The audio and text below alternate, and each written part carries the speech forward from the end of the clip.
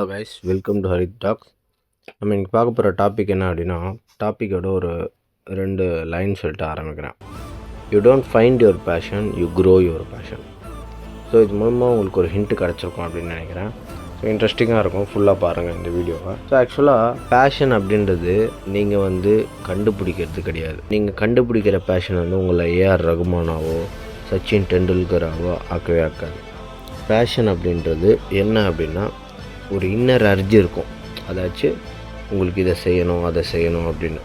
இப்போ ஒரு எக்ஸாம்பிள் எடுத்துப்போம். இப்போ ஏஆர் ரகுமான் பற்றி பேசணும், சச்சின் டெண்டுல்கரை பற்றி பேசணும். இப்போ ஏஆர் ரகுமானுக்கு மியூசிக் கம்போஸ் பண்ணுறதும் மியூசிக் பாடுறதும் தான் அவருக்கான அர்ஜி.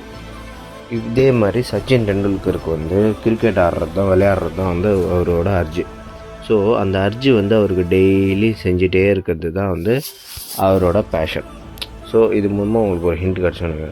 ஸோ இவங்கள மாதிரி ஆகணும் அவங்கள மாதிரி ஆகணும் அப்படின்றது பேஷன் கிடையாது.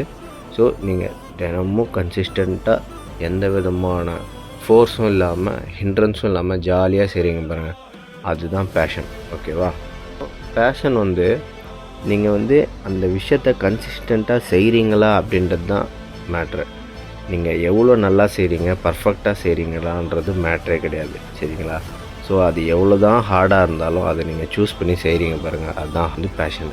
ஸோ உங்களுக்குன்னு ஒரு துறையில் பேஷனை வளர்த்துக்கோங்க, சிறப்பாக செயல்படுங்க. All the best guys. இது மாதிரி இன்னும் சூப்பரான வீடியோஸ்க்கு நம்ம சேனலை சப்ஸ்கிரைப் பண்ணிக்கோங்க. டாபிக்ஸ் என்ன பேசணுன்னா கமெண்ட் செக்ஷனில் தெரிவிங்க. உங்கள் ஃப்ரெண்ட்ஸ் அண்ட் ஃபேமிலிக்கு ஷேர் பண்ணுங்கள். Thank you guys. Have a nice day.